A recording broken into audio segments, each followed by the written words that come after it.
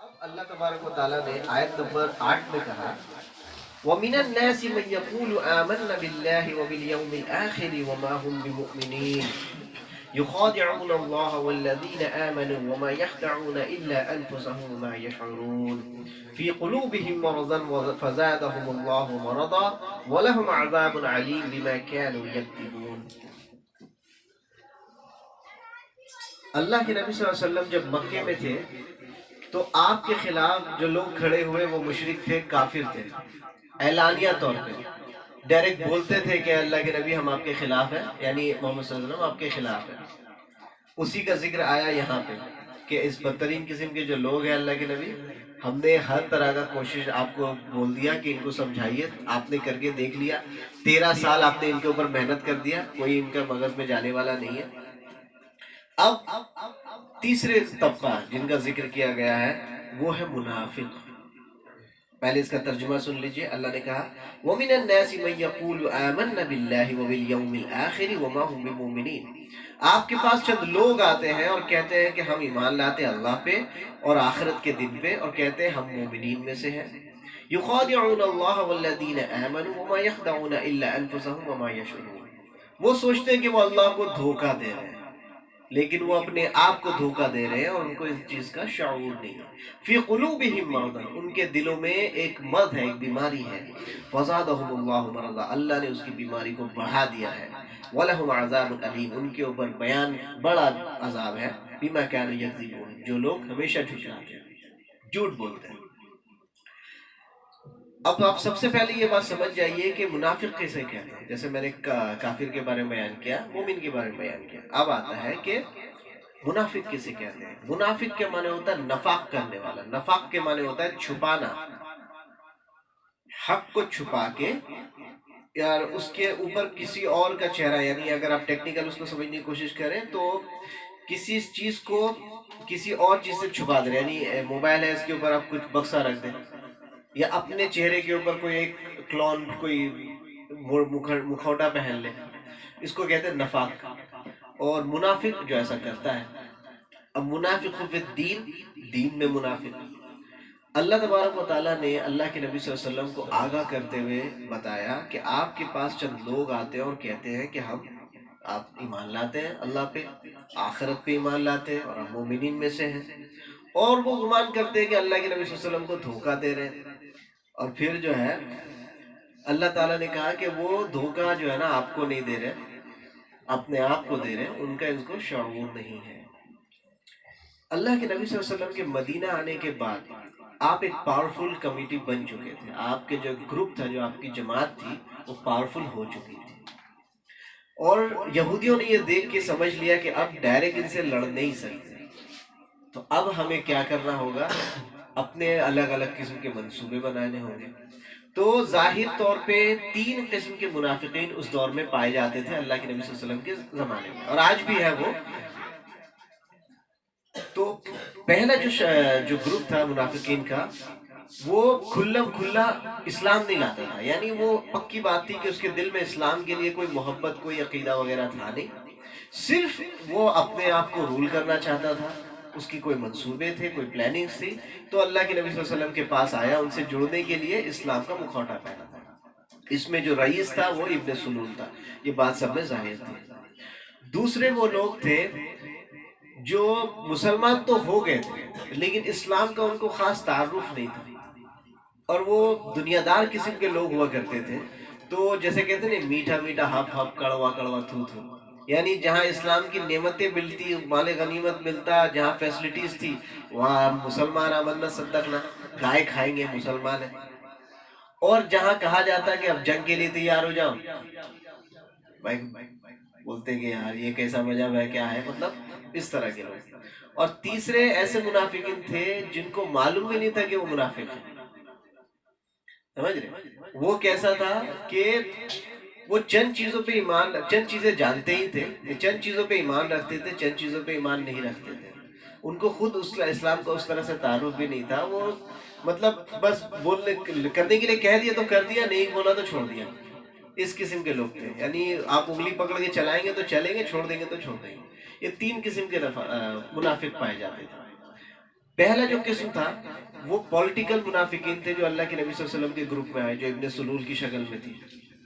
اور دوسرا جو تھا وہ ایسا ہوا کہ پہلے کے زمانے میں اللہ کے نبی، ایسا نہیں تھا کہ اللہ کے نبی ایک ایک بندے کے پاس جا کے بولتے تھے کہ مسلمان ہو جاؤ مسلمان ہو جاؤ.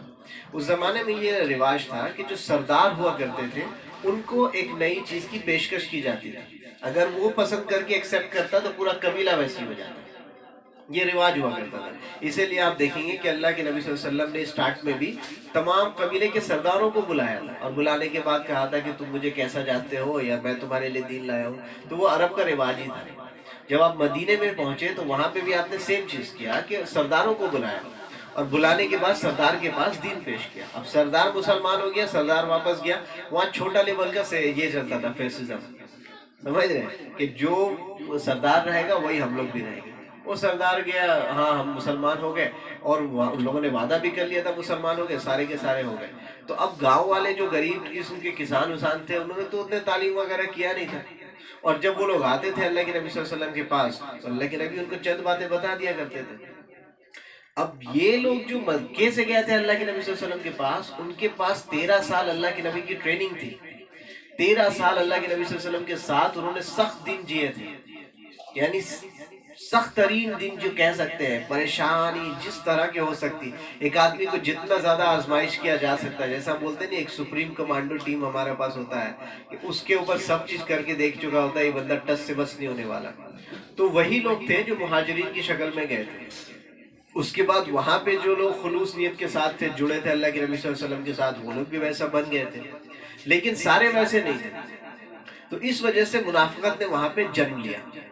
اب اللہ کے نبی صلی اللہ علیہ وسلم کو اللہ تعالیٰ نے جو یہاں پہ بتایا، یہ پہلے لوگ، پہلے 2 گروہ کے بارے میں بتایا کہ یہ آتے ہیں اللہ کے نبی صلی اللہ علیہ وسلم کے پاس. جیسے کہ ابن سلول، آپ جانتے ہوں گے ابن سلول کے بارے میں کہ وہ مدینہ کا ہیڈ بننے والا تھا، وہاں کا شاید آپ سمجھ لیجئے گورنر یا سردار بننے والا تھا. اب جیسے ہی اللہ کے نبی صلی اللہ علیہ وسلم کی آمد ہو گئی تو لوگوں نے اس کو سائڈ کر دیا کہ جب اللہ کے نبی آ گئے تو اب کون سردار بنے گا. اب اس کو یہ بات خلل ہوئی، لیکن وہ پولیٹیکلی اللہ کے نبی سے لڑ بھی نہیں سکتا تھا. تو اب کیا کرے؟ تب وہ آیا اللہ کے نبی صلی اللہ علیہ وسلم کے پاس، اور آنے کے بعد کہا کہ ہم جو ہے مسلمان ہو گئے، آمنا صدقنا، ہم آپ کی صداقت کرتے ہیں، آپ کی باتوں کو مانتے ہیں. جیسے آج بھی مسلمان بڑا خوش ہو جاتے ہیں کہ کوئی بڑے بڑے لوگ آ کے بولتے ہیں نہیں مسلمان کو تو ہم بہت یہ مانتے ہیں وہ مانتے ہیں، اسلام اتنا پاک دامن ہے، ہم لوگ بھی بڑا خوش ہو جاتے ہیں. ارے دیکھو اسلام کا تعریف کر رہا ہے بھائی، اگر اس کو اسلام اسی ہی پسند ہے تو مسلمان کیا نہیں ہو جائے گا؟ سمجھ رہے ہیں؟ آپ کو ایک ہی لیمن چوز دکھا کے بار بار بیوقوف بنایا جاتا ہے، لیکن ہم لوگ پھر بھی بنتے رہتے ہیں. تو بات وہاں پہ یہ ہوئی کہ اللہ کے نبی صلی اللہ علیہ وسلم کے پاس آئے. حالانکہ اللہ کے نبی صلی اللہ علیہ وسلم کی یہ خلوص اور ان کی بڑی بات دیکھیے کہ اللہ نے ان سے کوئی بات مخفی نہیں رکھی. یعنی جو لوگ آتے تھے بطور منافق اللہ کے نبی صلی اللہ علیہ وسلم کے پاس، اللہ نے ان کو انفارم کر دیا کہ یہ سارے لوگ منافق ہیں، یہ لوگ آپ کے پاس آنے ہیں، اور یہ ساری چیزیں. اور میں یہاں پہ ایک چھوٹی سی ضمناً بات کر دوں کہ آج جو ہم لوگوں کو بس ایسا شک ہوتا ہے کہ سامنے جو مسلمان ہے وہ صحیح دین پہ نہیں ہے. ایسا لگتا ہے تحقیق کی بنیاد پہ کہ ہمیں لگتا ہے کہ نہیں یہ قرآن کا انکار کر رہا ہے، یہ حدیث کا انکار کر رہا ہے، تو ہم اس پہ جہنمی کا فتویٰ، کافر کا فتویٰ، مشرک کا فتویٰ، بدعتی کا فتویٰ، گستاخ رسول کا فتویٰ لائن سے دے دیتے ہیں. کس چیز کی بنیاد پہ؟ میرے تحقیق اور میرے شک، یعنی میرے حساب سے آپ ایسے ہیں، ہو سکتا ہے ویسے نہ ہو لیکن میرے حساب سے آپ ایسے ہیں. اللہ کے نبی صلی اللہ علیہ وسلم کو تو کنفرم اللہ نے کر دیا کہ فلا فلا فلا فلا منافق ہے. آپ مجھے ایک جملہ دکھا دو کہ اللہ کے نبی نے انہیں بازار میں اس طرح بے عزت کیا، یا کسی بھی صحابی کو کہا کہ یہ تو جہنمی ہے، اس کو نکال دو، میرے مجلس سے نکال دو. اللہ کے نبی صلی اللہ علیہ وسلم نے کبھی بھی ایسا نہیں کیا. اللہ کے نبی صلی اللہ علیہ وسلم بلکہ صحابی جب یہ کہتے تھے کہ اللہ کے نبی یہ منافق ہے میں اس کا گلا مار دوں، تو اللہ کے نبی کہتے تھے کہ نہیں رکو، لوگ کہیں گے محمد اپنے لوگوں کو قتل کرتا ہے. یہ جاننے کے بعد بھی کہ سامنے والا منافق ہے، اللہ کے نبی صلی اللہ علیہ وسلم نے جوڑ کے رکھا تھا. اور آج ہم صرف شک کی بنیاد پہ ایک دوسرے کو توڑتے ہیں، یعنی ہم منافقت سے بھی ایک لیول آگے چلے گئے. بہرحال میں یہ کہہ رہا تھا کہ وہ لوگ اللہ کے نبی صلی اللہ علیہ وسلم کے پاس آتے تھے اور آنے کے بعد اس طرح کی باتیں کرتے تھے. اب دوسرے جو جماعت تھے وہ سارے کے سارے اس طرح سے جنگجو لڑنے وڑنے والے لوگ تھے نہیں، لیکن ان لوگوں کو کیا ہے، ان لوگوں نے دیکھا کہ جب اللہ کے نبی صلی اللہ علیہ وسلم آئے تو ایک نئی امید آئی، مدینے میں کیا ہے کہ اتنے سال آپ کبھی نہیں سنیں گے مدینہ کو عرب میں کوئی ایک پاور ایک کوئی اچھا جگہ کنسیڈر بھی کیا جاتا تھا. وہ ایک چھوٹا سا کوئی گاؤں تھا جیسا آپ گاؤں سمجھتے ہیں. آدمی بولتا وہاں کے لوگ بھی بیکورڈ ہے, سب گاؤں دیہات کا کسان وسان رہتا, وہ کیا ہے. اب ان لوگوں میں دیکھا کہ نہیں, اب نئے اللہ کے نبی صلی اللہ علیہ وسلم آئے تو ایک نیا انقلاب, اب یہ جگہ بھی فیمس ہوگا جیسا کہ آخرت تک ہو گیا, مدینہ الرسول بن گیا ہے نا. تو اب یہ دو لوگ تھے, ان لوگوں کے ساتھ یہ معاملہ ہوتا تھا کہ اللہ کے نبی صلی اللہ علیہ وسلم جب ان لوگوں کو بلا کر, یعنی اللہ کے نبی صلی اللہ علیہ وسلم جب جنگ جیتنے کے بعد مال غنیمت وغیرہ یہ ساری چیزیں بانٹا کرتے تھے تو سب سے پہلے صفحے میں ہوا کرتے تھے. اور جب اعلان کر دیا جاتا تھا کہ جنگ کے لیے چلنا ہے, لڑنا ہے, نماز کے لیے آنا ہے, یہ کرنا ہے وہ کرنا ہے, تو ساری کی طبیعت خراب ہونے لگتی تھی, الگ الگ قسم کے بہانے کرنے لگتے تھے. اور تیسرے وہ لوگ تھے جو بیچارے کو معلوم ہی نہیں تھا کہ کیا ہے نہیں. اب اصل بات یہ ہے کہ یہ منافقین ہوئے کیوں. آپ ایک چیز دیکھیے کہ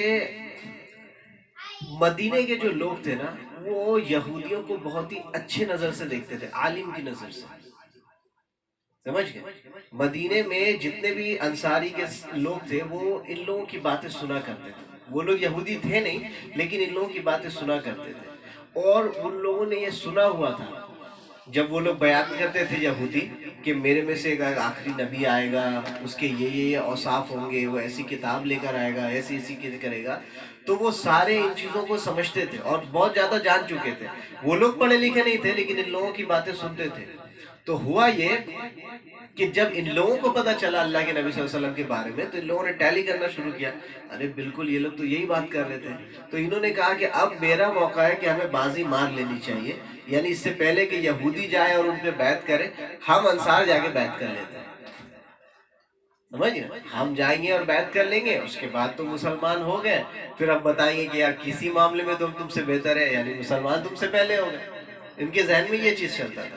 اس لیے یہ لوگ گئے اللہ کے نبی صلی اللہ علیہ وسلم کی رسپانسبلٹی, کیونکہ یہ پہلے آلریڈی ان سے سن چکے تھے. اب جب یہ آ گئے, اللہ کے نبی صلی اللہ علیہ وسلم آ گئے, ساری چیزیں سیٹ ہو گئی. اب یہودی جو آئے اور یہودی نے یہ چیز دیکھ لیا, تو اب یہودی نے انکار کرنا شروع کر دیا. جیسا کہ میں نے پہلے کہا, یا تو منافق بن کے شامل آ گئے یا ڈائریکٹ انکار کرنا شروع کر دیا. تو یہ ہوا کہ صحابی جتنے تھے مدینہ کے, جتنے بھی انصار صحابی تھے, ان کے دل میں بحیثیت انسان یہ بات آ سکتی ہے کہ جس نے ہم کو سکھایا ہے وہی ان کو نہیں مان رہا, تو یہ صحیح کیسے ہو سکتا ہے. جیسے ہمارے ذہن میں آتا ہے یار امام صاحب غلط ہو سکتا ہے, یار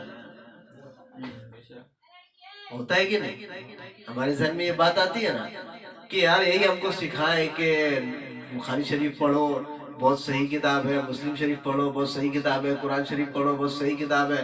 جب ہم پڑھ لیں ان کے خلاف بات آ رہا ہے تو ذہن میں یہ بات آ سکتی ہے نا. تب اللہ تبارک و تعالیٰ نے اسی لیے سورۃ البقرہ کو اتنی تفصیل سے بیان کیا, اور اسی وجہ سے اب دیکھیں گے کہ اب جو شروع ہوا یہودی کا بیان, تو اب یہ چلتا رہے گا. اور اللہ تبارک و تعالیٰ نے کھول کھول کے بنی اسرائیل کے عیب کو اور غلطیوں کو, ان کے خرابیوں کو, ان کے چالاکیوں کو بیان کیا ہے اس قرآن میں, تاکہ یہ انصار اور اس جیسے تمام لوگ یہ جان لیں کہ ان کا نہیں ماننے کا ریزن کیا ہے. ان کا نہیں ماننے کا ریزن یہ بالکل بھی نہیں ہے کہ اللہ کے نبی صلی اللہ علیہ وسلم میں نعوذ باللہ کوئی کمی ہے, بلکہ کمی ان کے اندر ہے کہ یہ دنیا دار لوگ ہیں, ان کے لیے سب چیز پیسہ ہے نا. جیسے آج ہمارے نزدیک بھی ہے کہ اگر ہم پیسہ دیں اور کہیں کہ 5 وقت کی نماز پڑھو, تب تو بھائی آپ دیکھ لیجئے مسجد کا باہر لائن لگے, ہر ٹائم جنازہ ہو رہا. لیکن اگر آپ سے کہہ دیا جائے کہ پیسہ جیسے آج نہیں دیا جاتا ہے, تو پھر آپ فری ہو کے بھی بہت بیزی رہتے ہیں. تو سیم چیز تھی. اس لیے اللہ تبارک و تعالیٰ نے اب یہاں پہ شروع کیا منافقوں کا ذکر, تاکہ پہلے ہی حصے میں آپ سمجھ جائے کہ منافقین کون ہوتے ہیں.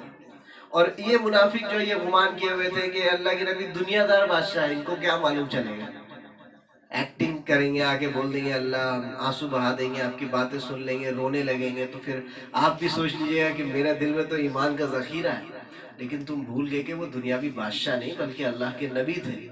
وہ جانتے تھے کہ کون کتنا دین کو سمجھتا ہے, کون کتنا دین کو جانتا ہے. کیوں؟ کیونکہ ما ضل صاحبکم وما غوی, تمہارا جو یہ رہبر ہے یہ نہ کبھی گمراہ ہوا نہ کبھی ہوا.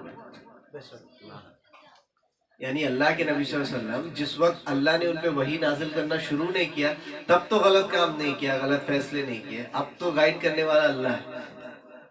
تو اللہ کے نبی صلی اللہ علیہ وسلم کلیئر ان کو سمجھتے تھے، لیکن یہ سمجھتے تھے کہ ہم جیسے کہ گئے اللہ کے نبی صلی اللہ علیہ وسلم کے پاس اور جانے کے بعد کہ ہم مسلمان ہو گئے، جب واپس یہودیوں میں آتے تو یہودی ان کا مذاق اڑایا کرتے تھے. ابے جاہل ہو گیا، امی لوگ کے پاس جا کے تم بھی مسلمان ہو کے آ گیا، یہ ہو گیا وہ ہو گیا، ہے نا. جیسے آج اہل بیت کی بات کرتے تو آپس میں بولتے ہیں نا کیا ہوا، شیعہ ہو گیا، رافضی ہو گیا. یا پھر اگر آپ تھوڑی سی توحید کی بات کرتے تو کہتے ہیں نا کیا وہ وہابی ہو گیا، 24 نمبر پر نمبر ڈالتے ہیں نا. تو سیم اس زمانے میں بھی کرتے تھے. تو اس سے بچنے کے لیے یہ لوگ کہتے تھے ارے ہم تو ان کو بیوقوف بناتے ہیں، حقیقت میں تو ہم آپ سے پیار کرتے ہیں، ہم آپ کے ساتھ ہیں، بس یہاں رہنا ہے بھائی، اب ان سے لڑ تو سکتے نہیں ہیں تو یہ کر لیتے ہیں. سیم چیز، سیم چیز. اب اہل مکہ میں جو مہاجرین تھے اور چند جو اسٹارٹ کے انصار تھے وہ دلیر تھے، اور یہ دلیری ان کی ظاہر ہوئی کہ ان کو پتا تھا کہ اگر میں نے اعلان نبوت کر دیا یا میں نے کہہ دیا کہ میں مسلمان ہوں تو مجھے زندہ نہیں چھوڑا جائے گا، مجھے مارا جائے گا، مجھے پیٹا جائے گا، مجھے ضلع وطن کیا جائے گا، ہر طرح کے جتنی بھی تکلیف دے سکتے مجھے دیا جائے گا. پھر بھی وہ ڈٹے رہتے تھے. لیکن یہ یہودی کے اندر یہ چیز پائی نہیں جاتی.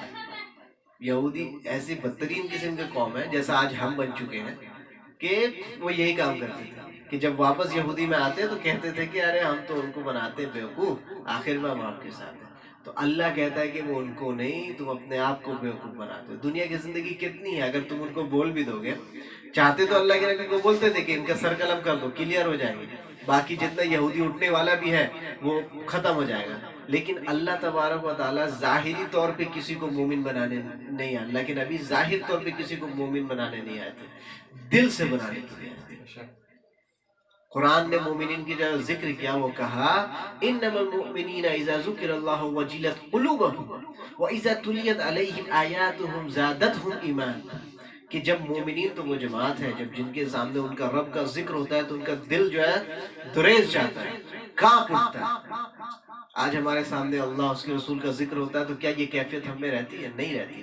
لیکن ان صحابیوں کی جماعت میں تھی، متوجہ ہو کے بیٹھ جاتے کہ اب بہت بڑا بات بیان ہونے والا ہے. جیسے جب میں ایک کتاب لے کر بیٹھا ہوں تو میں قرآن پاک لے کر بیٹھا ہوں، اس کی عظمت سمجھتے تھے. انہوں نے اپنی جانیں، اپنا خون، اپنے اولاد دیے اس کتاب کے لیے، اس دین کے لیے، جسے ہمارے بہت آسانی سے بیٹھ کے بیان کرتے ہیں. تو میں یہ کہہ رہا تھا کہ اس زمانے میں ان لوگوں نے یہ قربانیاں دی ہوئی تھی، لیکن ان کے پاس اتنی طاقت وغیرہ تھی نہیں. تو اللہ تعالیٰ نے کہا کہ یہ تو کتنی زندگی، کتنے دن جیئیں گے.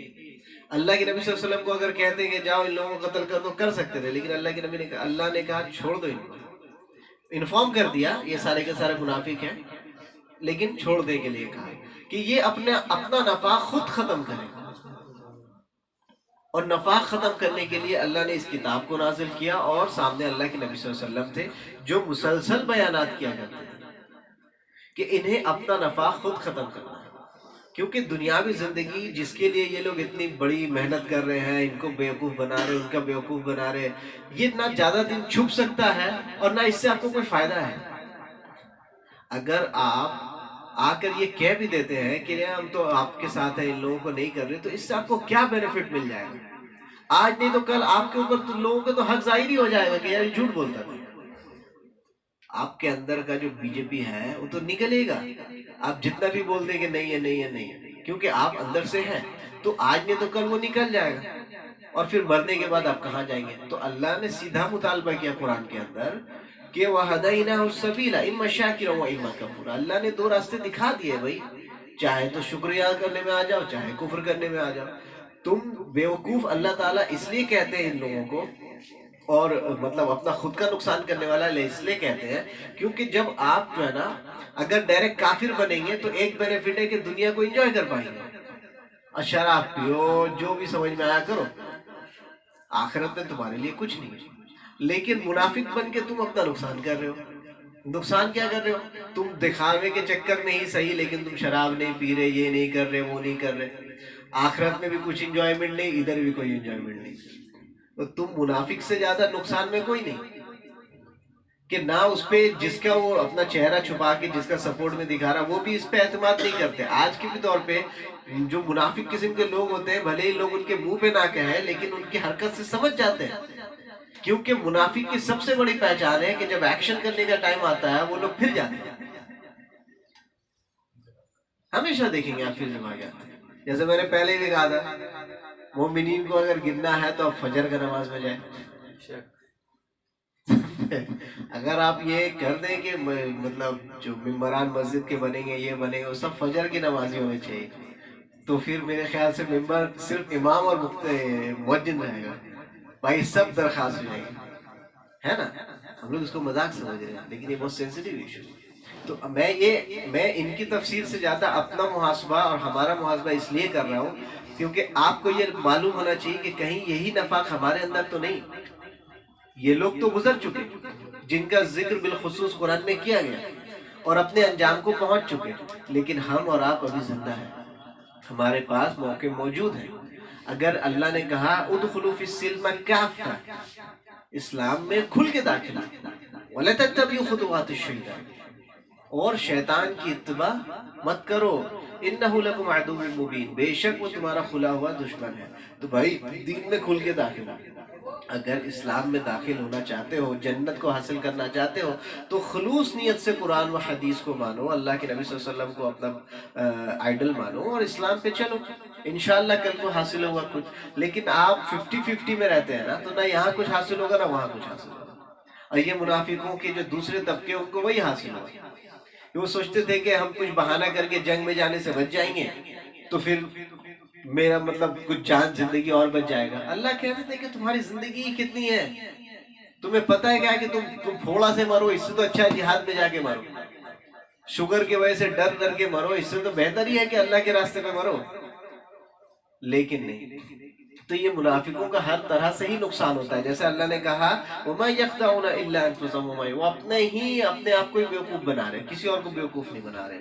اللہ نے کہا فِي قُلُوبِهِمْ مَرَضٌ, ان کے دل میں یہ مرض ہے, جو بیماری ہے وہ کیا ہے, نفاق کی بیماری. اور یہ اتنی گندی چیز ہے نا, اللہ معاف کرے, لیکن جو کٹر کافر ہوتے ہیں نا, کٹر کافر جو جاننے کے بعد نہیں, کٹر کافر یعنی اپنے کسی بھی کفر میں اعتماد ہے, اگر ان کے سامنے حق ظاہر ہو جائے نا تو پھر وہ کٹر مومن بن جاتے ہیں. جیسا کہ آپ دیکھ لیں حضرت عمر رضی اللہ تعالیٰ, حضرت خالد بن الولید رضی اللہ تعالیٰ, یہ لوگ اپنے مذہب کے لیے ایک دم پابند تھے. جب کافر بھی تھے, جس مذہب کو بھی مانتے تھے اس میں ایک دم سخت تھے.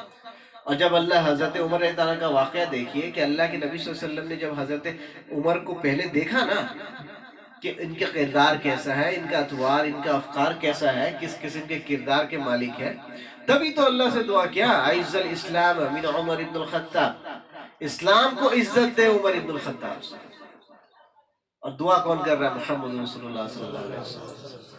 تو ہوا کیا کہ جس دن اللہ کے حضرت عمر بن الخطاب رضی اللہ عنہ نے اعلان ایمان اسلام قبول کیا, اسی دن کہا کہ اب ہم اس چار دیواری کے اندر اس باتوں کو نہیں کہیں گے, اسے اعلانیہ طور پہ کہیں گے.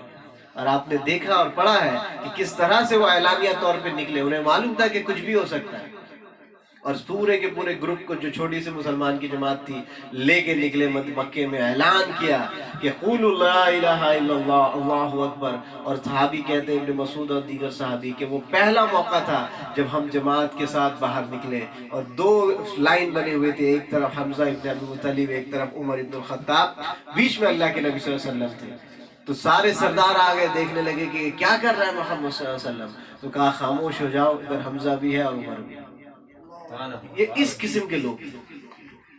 لیکن یہ جو منافق ہے, یہ اپنے جب گروپ میں تھے اس میں بھی وہ ڈرے ڈرے رہتے تھے, نہ کھل کے انجوائے کر سکتے نہ کھل کے یہ کر سکتے. اور جب یہ دوسرے مذہب میں بھی آئے, یعنی ان کے یہ گدھے کی ان کی مثال ہے, ان کے اوپر خالی بوجھ دیا جاتا ہے, گدھا نہیں بننا, شیر کی طرح بننا, جو بھی بات کرنا ہے کھل کے. تو اللہ نے یہاں پہ منافقوں کی شروعات کی. آئندہ جب آیتیں آئیں گی انشاءاللہ تعالی اب جیسے میں نے اس کو مکمل کر دوں، اللہ نے کہا فزادہم اللہ مرضا، اگر آپ کے اندر یہ نفاق والی کیفیت پیدا ہو گئی، آپ منافقت کی طرف چلنے لگے، یعنی آپ کو مزہ ملنے لگا کہ یار ہم اب کسی کو بھی نعوذ باللہ مینوپولیٹ کر دیں گے، اپنی بات سے سمجھا دیں گے، وہ سمجھ جائے گا ہاں ٹھیک ہے تم مومن، تو تم سیٹسفائی ہو جاؤ گے، تو اللہ تعالیٰ کہتے ہیں فزادہم اللہ مرضا، اب اللہ اس مرض کو بڑھائے گا تمہارے دل میں، اب تم اسی میں لگے رہو گے۔ پھر کہا وَلَهُمْ عَذَابٌ عَلِيمٌ بِمَا كَانُوا يَكْذِبُونَ، ان کے لیے بہت بڑا عذاب ہے کہ ہمیشہ جھوٹ بولتے ہیں۔ اللہ تبارک و تعالیٰ سے دعا کرتے ہیں اللہ تبارک و تعالیٰ ہمیں نفاق منافق ہونے سے بچائے، اللہ تبارک و تعالیٰ ہمیں جب تک زندہ رکھے اسلام پہ زندہ رکھے، ہمارا خاتمہ ایمان کی حالت میں کرے، اور ہمیں تب تک موت نہ دے جب تک ہمارے دل میں جہاد کا جذبہ نہ ہو، اللہ اس کے رسول کے لیے مرنے کا جذبہ نہ ہو، اور ہمیں اللہ تبارک و تعالیٰ ہم تمام لوگوں کو اس لائق بنائے کہ اسلام کی جو خوبصورت شکل ہے، اسلام کا جو خوبصورت دین ہے، وہ پوری دنیا کے سامنے لا کر دکھائے اور بتائے کہ یہ امن ہے، یہ انصاف ہے، یہ دین ہے۔ انسان کو انسانیت سکھانے والے اللہ کے نبی صلی اللہ علیہ وسلم تھے، اور انہی کے راستے پہ چل کے ہم بھی انسانیت سیکھیں گے، سکھائیں گے۔